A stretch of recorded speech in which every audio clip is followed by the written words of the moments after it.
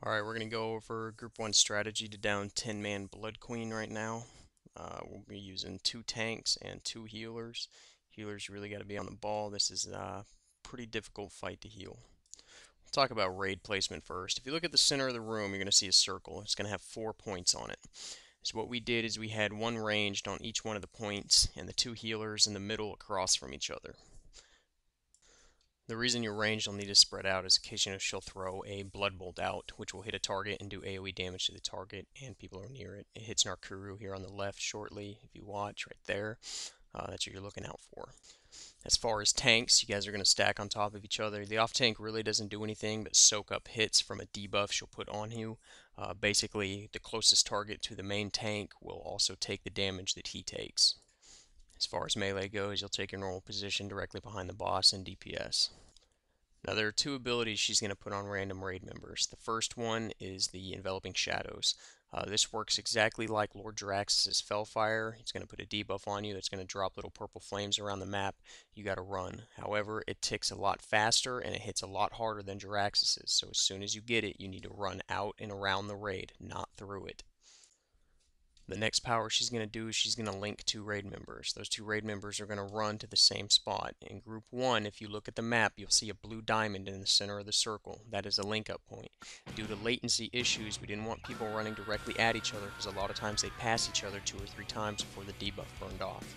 So what you want to do is when you get it, you're going to run to that blue diamond in the middle. You guys are going to both stop right there and wait for the debuff to go away before moving back to the spot you were on. Just like that. Shortly after starting the fight, the boss is going to run up and bite the first player with the highest threat that is not the tank.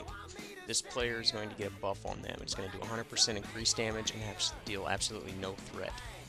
However, every so often that player will need to bite another player, which will then turn into a vampire as well, or they will be mind controlled for the rest of the fight. What you're about to see is her doing her air phase, the phase 2. She's going to fear the entire raid, fly up in the air. As soon as you come out of your fear, you need to get away from everybody. Just consider it like Gruul Slam. It's going to knock you into a bad spot to be, and then you need to spread out so you don't kill each other with her blood bolts that she'll be shooting at the entire raid. As you can see, healing here gets pretty crazy, so raid, help them out. Don't be stacked up next to each other. Disclaimer here, this poll is a wipe, and you'll see why in a second as your great guild leader runs out and away from somebody when he gets the Dark Fallen Pact instead of running to the center right here, being a dumbass and killing Silver in the process. Now once she lands, you'll pick it back up the same way you were in phase 1 before. Ranged will go to their spots, melee will stay behind them. However, you're going to have 2 vampires at this point. You want a bite order, which is your 4 highest DPS, to bite each other over and over again. As you can see right here, Avalis and Pete both have to go up and bite 2 new DPS to give them the vampire buff. You see it pop up on my raid frames there. Now there are 4 vampires in our raid. This is when you'll want to pop Heroism. You're going to be doing the most damage here. Had the other 2 DPS been up, we would have had enough DPS to down her before she takes off into the air phase for a second time. If you are rolling 3 healers, your DPS has to be insanely good because you're going to have to bite a player shortly after she fears everyone, which can be incredibly difficult. At this point in the fight, it's just a DPS race to try and get her down before she does her air phase again, which complicates everything. Basically, if she does a second air phase, everyone who is a vampire, with the way the time lines up, you're going to need to bite a player after you have to spread out for the blood bolts, so everyone's out of position. It's incredibly difficult to do. If you can pull it off, then you'll have a little while later until she berserks to down her. As you can see here with our 2 DPS going down, we're slowly lacking, and the fight gets pretty difficult. If you guys want to watch the downing of this boss, it's the video Nate posted on our Facebook.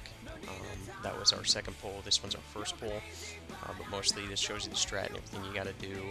Just don't let your dumbass guild leader kill your DPS and you guys will be alright.